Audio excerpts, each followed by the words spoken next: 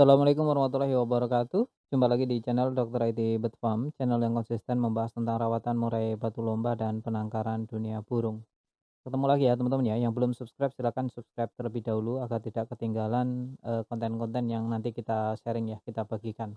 Nah untuk tema pada malam hari ini atau pada saat ini teman-teman, kebiasaan seperti ini akan merusak murai batu teman-teman. Nah perlu dipahami dan dicatat ya, nanti detail-detailnya seperti apa kita kupas tuntas, kita share di sini. Sebelum kita masuk ke detailnya, kita masuk ke intro terlebih dahulu, cekidot.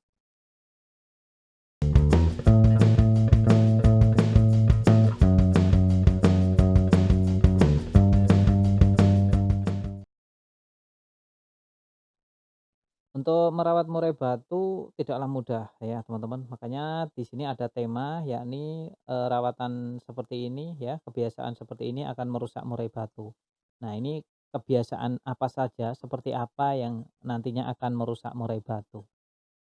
Ini kita membahas untuk murai batu kontes ya teman-teman, murai batu lomba, murai batu kontes. Karena untuk rawatan murai batu rumahan dengan murai batu kontes itu berbeda. Nanti saya cuplik sedikit tentang murai batu rumahan dan murai batu kontes kita fokuskan ya, rawatan seperti apa yang nantinya akan merusak murai batu. Tapi nanti ada beberapa hal, nah ada salah satu hal yang ingin saya detailkan, di hal-hal lain yang merusak murai batu tentu hanya kita kupas saja ya, hanya sekilasnya saja. Yakni murai batu jika di-trek. Nah ya, murai batu yang kebiasaan nge-trek itu akan merusak murai batu kita. Ini untuk murai batu yang memang untuk lomba ya, untuk lomba. Beda kan rumahan dengan lomba. Sekali lagi ini orientasinya untuk lomba, jangan mengetrek burung murai batu yang memang untuk lomba, apapun alasannya ya. Kadang kita nggak enak sama teman kita sudah ngajakin ngetrek, akhirnya kita sebenarnya dalam hati nggak ingin nge-track ya, nanti karena kita tahu bahwa itu merusak murai batu, tapi karena nggak enakan tadi akhirnya kita nge-track, ya udah, disitulah mulai rusaknya murai batu kita. Kecuali teman-teman bisa memastikan bahwa, nggak papalah nge-track sesekali ini, sebulan sekali juga belum tentu, yang penting waktu dibatasin, tidak boleh lebih dari 10 menit. Kalau teman-teman bisa menjamin silahkan.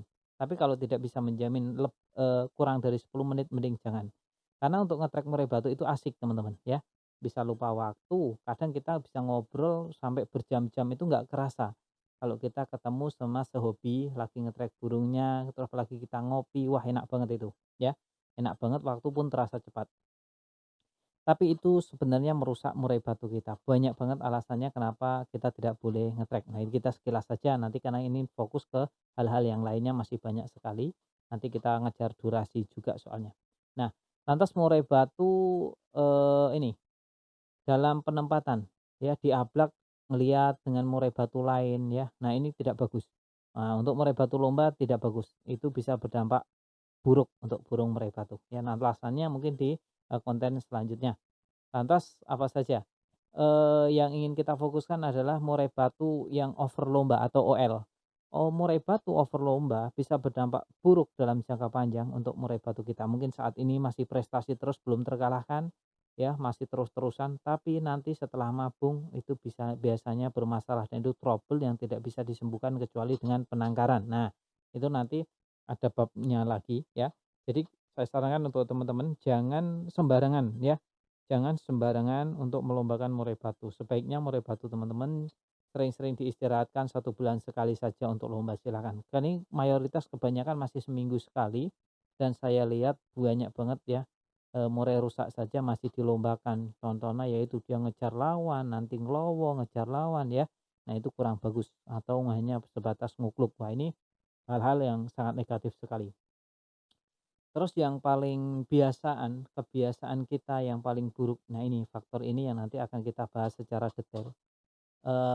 Biasanya pemula juga karena belum begitu paham tentang murai batu dan belum mengenal karakternya, beda dengan senior-senior atau orang lawas, itu murai batu dipancing-pancing. Jadi kita sebagai pemilik pemula itu kalau murai batunya bunyi di rumah itu seneng.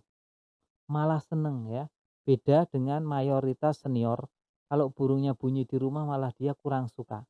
Biasanya dia lebih seneng kalau burung murai batunya itu di rumah diem. Nah inilah bedanya senior ya, sama yang pemula. Nah Itu juga saya juga pernah mengalaminya, dulu waktu awal memelihara murai batu itu pengennya bunyi. Akhirnya apa, kita pancing menggunakan suara murai batu lain. Nah, itu kan nanti burungnya langsung respon, dia bengok-bengok ya kan, bunyi dengan emosi dan tekanan. Nah, ternyata itu berakibat fatal untuk burung murai batu yang orientasinya untuk lomba. Nah, sekali lagi orientasinya untuk lomba, karena kalau untuk rumahan, gua acar di rumah bagus teman-teman. Apalagi bisa kayak MP3 ya, nggak mau diem, wah makin bagus. Nah, inilah bedanya. Kalau murai batu lomba nggak boleh. Di rumah, kalau bisa itu malah tunggal. Ya, manunggal. Nggak ada burung murai batu lain itu jauh lebih bagus. Nanti di lapangan dia kerjanya akan jauh lebih maksimal. Ya, jadi kalau saya ditanya burung murai batu di rumah itu banyak sama solo sendirian itu bagusan mana? Saya jawab akan kerjanya maksimal jika murai batu itu di rumah hanya satu ekor. Tapi kebanyakan para hobi kan pengennya nambah burung terus, apalagi burungnya satu bagus prestasi, pengennya nambah lagi. Ya kalau enggak durasi lombanya biar enggak ganggu yang pertama, tentu kita juga pengen punya banyak burung. Itu sudah pasti dan itu sudah naluri. Jadi kalau untuk satu rumah satu burung itu kecil sekali ya untuk penghobi, sangat kecil sekali. Biasanya satu rumah ya 3 burung. Nah itu kan nanti untuk lomba bisa gantian ya, meskipun lihat dari kinerjanya tentu akan jauh lebih bagus yang, satu burung murai batu satu rumah satu. Jadi dari pola perawatan lebih maksimal, dari burung murai batunya juga akan lebih maksimal, untuk tingkat faktor dan istirahatnya juga akan maksimal. Burung murai batu di rumah seharusnya itu jangan dipancing-pancing, apalagi menggunakan suara murai batu lain ya, MP3 dengan, ditunjukkan, terus burung murai batu kita respon, terus ngeluarin materi dengan tekanan dan emosi. Wah ini sangat, beresiko sekali untuk murai batunya. Banyak faktor kenapa murai batu kita tidak boleh, dipancing-pancing seperti itu, salah satunya ada tenaga faktor ya, yang nanti akan kehilangan atau nurun. Seperti seharusnya murai batu tadi memiliki tekanan yang kuat karena sudah dikempesin di rumah dengan cara tadi dipancing-pancing, maka tekanan yang tadinya 100% mungkin sudah berkurang 60%, tinggal 40%. Nah, kita membawa ke tempat lomba dengan tekanan 40%, musuhnya 100%, ya kita tidak akan pernah menang. Nah, itu ibaratnya tuh seperti itu. Jadi, teman-teman, murai batunya mulai sekarang kalau memang pengen vektornya tinggi untuk lomba, stop, jangan dipancing-pancing ya, jangan dipancing-pancing. Kalau untuk orang yang tahu burung, bisa mengenal karakternya burung, malah dia lebih senang burung murai batunya di rumah itu diam. Ya kalau bunyi, ya bunyi alami, tidak ada emosinya, ya bunyi hanya sekedar bunyi, tidak neken-neken gitu ya. Apalagi sampai ngeplay-ngeplay ekornya, waduh. Nah ini, bisa berdampak kurang bagus untuk burung murai batu. Nah itu kebiasaan-kebiasaan kita ya, yang terkadang untuk pemula ya, itu tidak menyadarinya. Karena yang dia sadari, semakin gacor semakin bagus. Nah kuncinya di situ.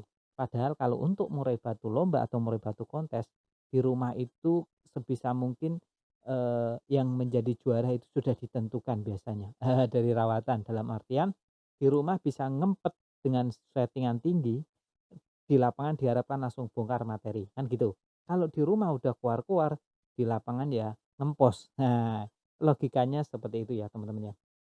Jadi, untuk murai batu lapangan diistirahatkan 1 bulan, nanti ada pemasteran juga, terus di rumah jangan sampai, kuar-kuar dengan emosi. Itu, saran saya ya, mau diambil silakan ya, kita masuk ke penutup.